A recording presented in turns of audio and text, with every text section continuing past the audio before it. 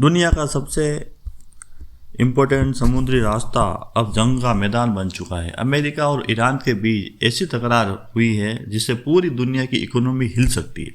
दोस्तों, straight of Hormuz ये वही जगह है जहाँ से दुनिया का बहुत बड़ा ऑयल सप्लाई गुजरता है। लेकिन अब यहाँ अमेरिका और ईरान आमने सामने आ चुके हैं, यह हम सबको पता है। यूएस ने ईरानियन ऑयल टैंकर्स पर हमला किया। ईरान मिसाइल्स और ड्रोन लॉन्च कर रहा है और दुनिया भर में फ्यूल प्राइसेस बढ़ने का डर फैल गया है। आखिर हॉर्मुज़ स्ट्रेट इतना इम्पोर्टेंट क्यों है? अमेरिका के ईरानियन टैंकर को क्यों तबाह किया और क्या दुनिया वर्ल्ड वॉर के और करीब पहुंच रही है? आज के वीडियो में हम पूरा मामला डिटेल में समझेंगे। दोस्तों, स्ट्रेट ऑफ हॉर्मुज़ एक बहुत छोटा समुद्री रास्ता है जो पर्शियन गल्फ को अरेबियन सी से जोड़ता है। लेकिन इम्पोर्टेंस इतनी ज़्यादा है कि दुनिया का लगभग 20% ऑयल इसी रूट से गुजरता है। Saudi Arabia, UAE, Kuwait, Iraq, Iran का ऑयल इसी स्टेट से या इसी रास्ते से एक्सपोर्ट होता है। अगर ये रूट बंद हो जाए तो पूरी दुनिया में पेट्रोल डीजल की प्राइसेस एक्सप्लोड कर सकती है। इसी वजह से दुनिया की ऑयल लाइफलाइन कहा जाता है इसको। रिपोर्ट्स के मुताबिक यूएस फोर्स ने 2 ईरानियन ऑयल टैंकर को टारगेट किया और डिसेबल कर दिया। अमेरिका का कहना है कि ये टैंकर्स यूएस ब्लॉक में, जैसे कि हम सबको पता है कि यूएस ने अभी स्ट्रेट ऑफ हॉर्मुज़ में अपनी नेवी रख रखी है और उसको ब्लॉक कर रखा है।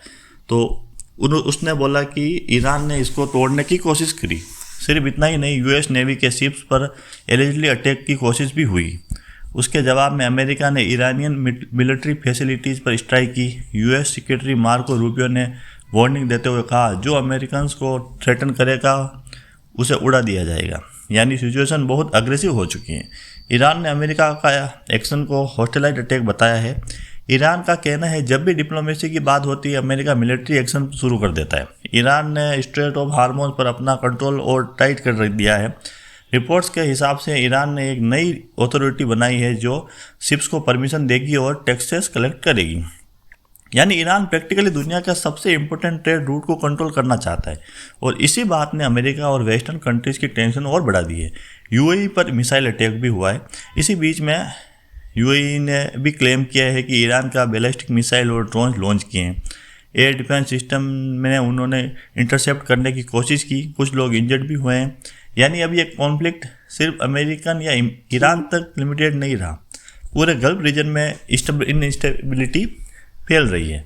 ऑयल स्पिल और इन्वायरमेंटल डेंजर सैटेलाइट इमेज में पर्शियन गल्फ को अंदर एक मैसिव ऑयल स्पिल भी देखा गया है। एक्सपर्ट के मुताबिक लगभग 80,000 बैरल्स ऑयल लीक हो चुका हो सकता है।